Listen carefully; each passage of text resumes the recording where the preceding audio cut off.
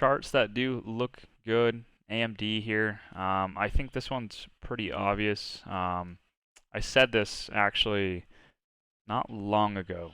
Had this sunk under 141, right? If you guys remember 141 and the significance of that, that was kind of this previous low here at this black line. I did say if it kind of broke underneath that, retested it, this was a good short. At the time, I didn't really know if this was the level, right? I thought it was either 141 or it was 145. If you guys remember the weekly scan, I was a little bit iffy on where the flip would be. So instead of that, I just kind of have this Tuesday candle drawn at 136. You could technically, I guess, take this into the EMAs here. So if we kind of pull that up, in theory, that would be right along that 141 spot. So I might be willing to kind of wait for this to push up to 141.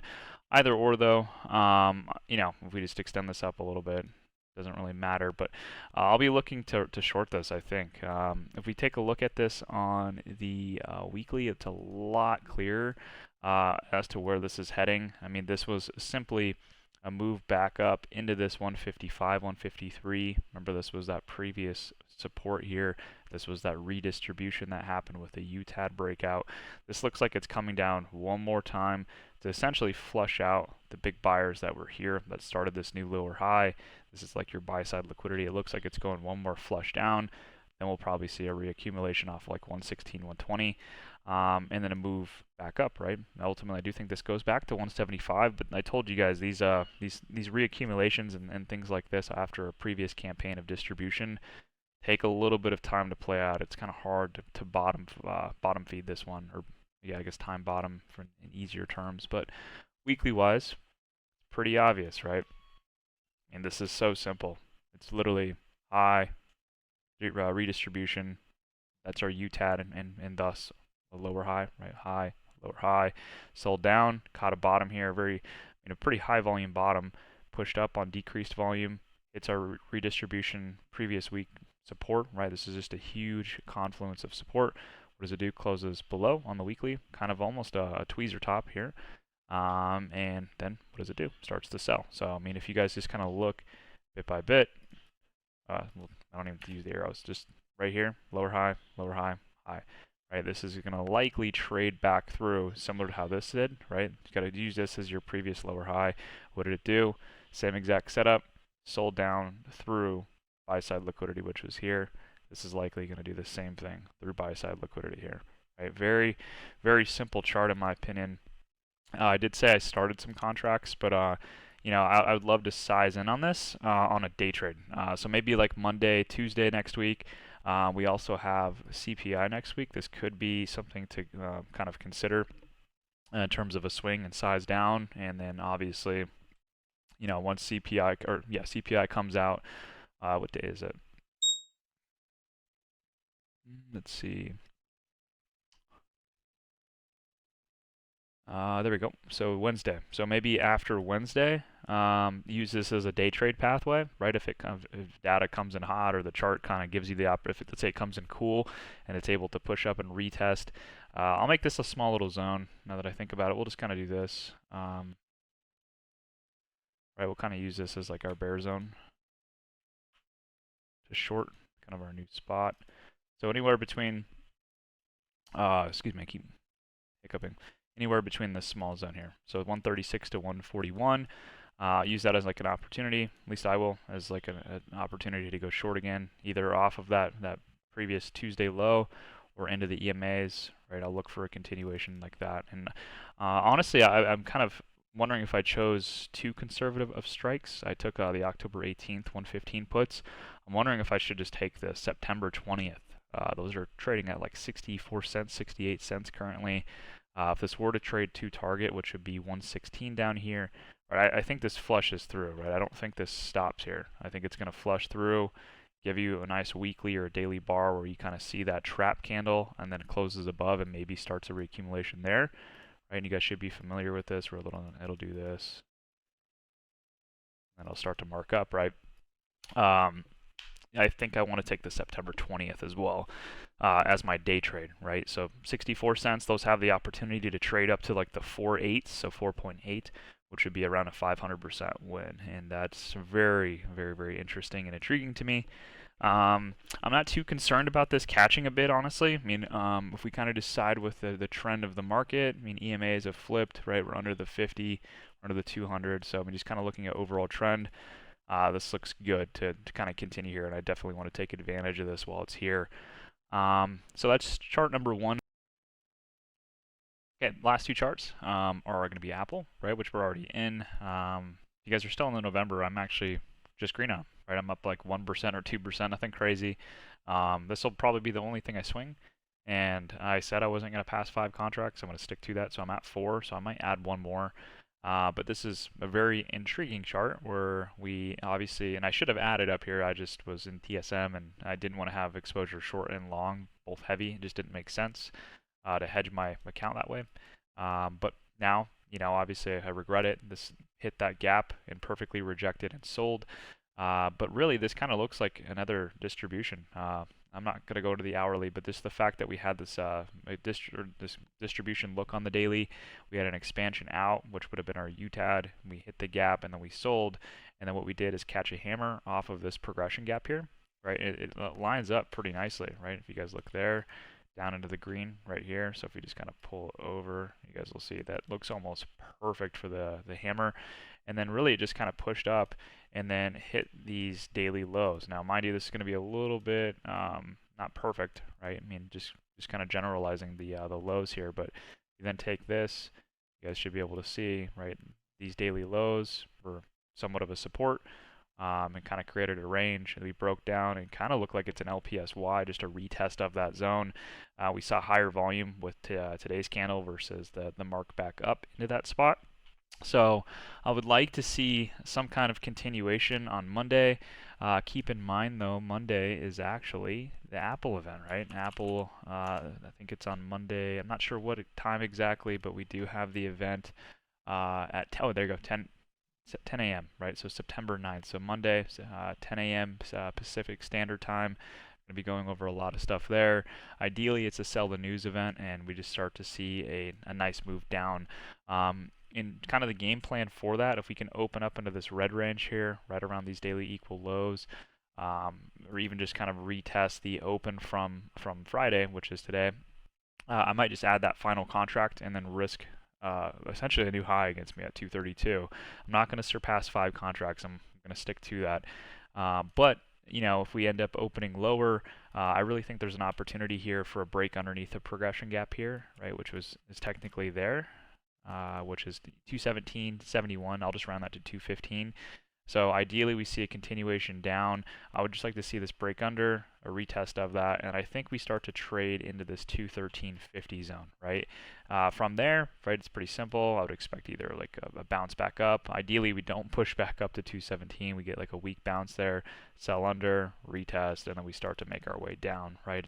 That's obviously an expedited line, and it's not going to do that. But like I said, this range is still pretty thin. We had 3 days of price action kind of go through that. We had this higher low that caught with that big distribution bar there. And the rest of this has pretty much been entirely low volume. My expectations for this are still the same. I still think that we move back down to 198. I think we'll catch technically our second bounce off of this, which is that old all-time high. I think we'll get some kind of bounce there, of course. Ideally, it's doesn't equate to this where we have this low volume melt up. Ideally, this actually equates to a very weak lower high, and then we sell, retest, and then target obviously is 187, right? This is the beginning of this big markup. You could just technically say 190. It's somewhere in this lower range here, somewhere in this spot. That's what I'm targeting. It would be crazy if we got to move down to 173. I don't think that happens personally. You never know, right? We October 24th. That's earnings, so there could be a big move down. But yeah, I'm still going to stick with this. I'm going to have 5 contracts. Like I said, it wasn't the perfect entries here. But remember, I took the 225 short with a November contract, so we're starting to see a move down underneath that. So if we can just kind of capitalize on this, let's just start here since I'm just now green. And that's an insane move. Those contracts will still move right around 400, 500%. So that's what I'm hoping for. That would be a nice swing trade to kind of just have on the account. And then last but not least, this is more of a day trade, right? So AMD and yeah, AMD and this, right? Google. I think these are the shorts here that I'm going to be looking to day trade. Super simple chart here. Just kind of talk about it really quickly. I mean, this thing has just been lower high, lower high, lower high. You guys can see it's the same system. This one's a little bit different though in the sense that it has more upside gaps. So I think there will be a more aggressive accumulation that kind of forms out that we can long with. But you got to remember this gap hasn't been filled back here. We're starting to see some very high volume sells through some support here, and I'm just going to keep this one simple, right? I would love to see this just retest from here, right? Obviously it broke down, very, very strong bar through this this gap support here. You guys can see it caught a bid here, obviously pushed up, filled these two gap down days, came down, caught support, very weak bids, and then has big, big sell volume here, right? So next step would be a retest of 156, continuation through. Very simple. I'll probably be looking for this is tough. I don't know the expert. I don't know what I would do. I would probably go September 20th, right? September 20th. If we get the retest, right? So let's say we end up pushing up to 150. Or actually, hold on. Let's redo this. If we end up getting a retest of 156 with either a gap up on Monday or price action just looks relatively strong, let's say we open above this close here, I would actually look to wait for 0920, probably 145 puts, right? So that would be right in the midpoint here of this gap that I'm going to be targeting. However, if we end up gapping down, right, or opening and having like a weak open and we end up moving through this low, okay, so let's just draw this out so we're all on the same page. If we have a move through this low on Monday, what I'm going to do is start longer dated contracts. This is still a day trade, but the reason I would want to do longer dated is if it does kind of reclaim that and it starts to move to 156, I would just wait and then add more at 156 if we see a rejection. If not, I would close those for a loss. But either way, right, if we get a continuation through, I think we could just get a move very quickly down to 147. In that circumstance, I'm sure you would catch, oh, what am I doing? I'm sure you'd get a move like this where it retests there, right, and then you get a move back down, right, something like this. So I'm trying to keep this as simple as I can, but just following the volume patterns here, the loss of this support here, this looks pretty much good to go, right? I think we do see a continuation down to 147.17. So there's a couple ways you could take this, right? If, like I said, if we get a strong open on Monday, just wait for the retest of 156. We have a gap down or just a weak open on Monday, and this continues underneath this bar. Just wait for this. You can either take it on the flush through 150, whatever this low is on Friday. I think it's 150.55. You can take starters on the way through. Just let it bounce off of this gap here. Let it retest either 150.55, or you could wait even longer for the 156 retest. I don't think that would happen if we come down here, but yeah, you just kind of wait, add lower highs until we get to 143, right, which is that gap fill. But this is a big chart that I'm going to be looking at next week for a day trade. This would be a really, really nice continuation move. And that's pretty much it. I think that's all I really want to look at. I was looking at ARM. This one's a little bit more difficult to read. Same kind of concept, right, where we had this kind of gap range here, just kind of going off the daily wicks. Right, now it looks like it's a lower high. It could sell all the way down, in my humble opinion, down to 96. Right, a lot of these are going to go back to these lows off of these lower highs. But I think I'm just going to settle with AMD and Google as my kind of like my day traders. This chart here on Google and AMD are just too hard to ignore. I think this is going to be a pretty quick recovery if I'm able to catch these and get some good money back into the pocket. So, and I'm not chasing and fabricating the setups. These are definitely tier one, right? These are really good setups, and I want to keep my eyes on these. And then obviously, all right, I think the market kind of resets after 0920, right? So FOMC. We are going to cut rates. I think that's kind of well established with the rally and TLT. Sorry I didn't alert this one. I'd put it in chat, but I mean, yeah, that's usually what happens whenever we have bad data coming in, leading into, right, rate cut potential and probabilities there. We're seeing bad data come in. This kind of nasty bid off of this spot here, and I remember I took it on the move through Tuesday's high, but yeah, TLT kind of doing that. Signs of rate cut, right? Now it just comes down to, is it a quarter or is it a half? I think personally, I think we're going to do a 0.50 or a half basis point, but we will see. But like I said, we talked about it. Everyone's so bearish on rate cuts. My opinion, market, I mean, not in my opinion, every single time we've done a rate cut, we've had about, I don't want to say a 2-week rally. It's different. Been different each time, but we should see some kind of market up event, right? And then obviously the correction after that has been what everybody remembers. But when there are rate cut situations, the market does go up pretty hastily too. It goes up very quickly and then it comes down over a longer period of time, and it's a lot more relentless. But QQQ and stuff like that, right? I mean, kind of just looking at this is a very strange chart. I do have one contract on this still. Dude, I don't think it makes the new low, personally. I do not think it comes back underneath this. I think you're going to have other charts that are weaker, that obviously trade down into that August 5th candle. Like I said, AMD, Google would be a good example. But I don't think this comes lower than that, honestly. If it starts to kind of break under the 618, I obviously might jump out of those contracts. But no, just kind of going from low to high here, right? This is the 618. This is right off of that old progression gap as well. And kind of, you guys take a look, right? These are those daily equal lows. So this is a general range I am looking at. But I don't want to go long just yet. There's a lot of charts that still look pretty weak. Next week, right, the week before FOMC, I still think that there's going to be a lot of selling in the broad market heading into that FOMC decision, right? And then obviously with the rate cut kind of coming out, I think that's when we'll see some alleviation across the market for a short period of time. But that's pretty much going to be it, guys. I don't want to go over too much. I don't want to overstimulate myself. After a loss like that, I just want to keep things as narrow as I can. But definitely going to be a lot more active. I felt kind of bad. I just had so much money in that trade, guys. Like, I literally had like $40,000 that I was swinging each night. I didn't want to just like take my eyes off of that and look at new stuff and have multiple positions that I was alerting, and then having the drawdown that I was dealing with TSM. Hopefully you guys understand. And like, I also didn't want to have people in chat like telling me different about TSM, or that's why I really wasn't around. I was just kind of like sleeping in, or I was awake but not really looking at the chat, and truly trying to be a swing trader with that, guys. I really was. I was trying to let the weekly close without any bias, and it is what it is. I took a loss on that. But with everything else, right, Google, AMD, going to be a lot more hands-on, going to be shorter contracts, and yeah, more day trades oriented, more cash overnight besides Apple.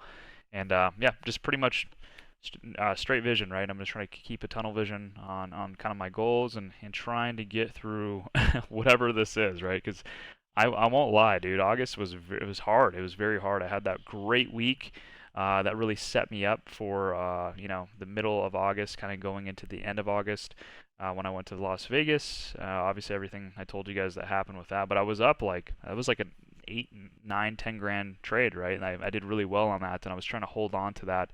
And obviously, big setback with TSM, and really kind of tainted August, and then put me back, obviously, for September. So I'm trying to recover that and try to close this out. Like I said, whatever this is, I can't really tell if the tape is flipped. We do have lower highs across the board, but they theoretically still could catch as a higher low before this new low is made. So it's really difficult to determine, did the tape flip? Is this now bearish or is this bullish? I'm going to try to, see if we can milk this out before FOMC and that OPEX expiration on 0920. And then ideally, right, make the money on the downside really quickly, and then start to look at longs again going into end of year. Because I still am pretty adamant that we have a big move back to the upside. It's been really hard to time. And we've talked about the Prince dark pool still hasn't been tagged at 496, and obviously the gap here at 493 to 488. I still think that's in play. Like, I'm almost positive, and I was trying to capture that through semis. Semis charts though are not it right now. So if I'm gonna go long, right? It's going to be QQQ, and I'm going to stick to that. It's going to be QQQ, and those 500 calls for December or January even, right? Just sometime maybe even Q1 for 2025. Those 500 calls are like calling our name, right? So I think those are huge, huge opportunity. But this has kind of gone way longer than I expected. I'm 15 minutes and counting, and yeah, there's a lot of stuff that's still fresh on the brand and stuff I just wanted to talk about. So I will see you guys on Monday.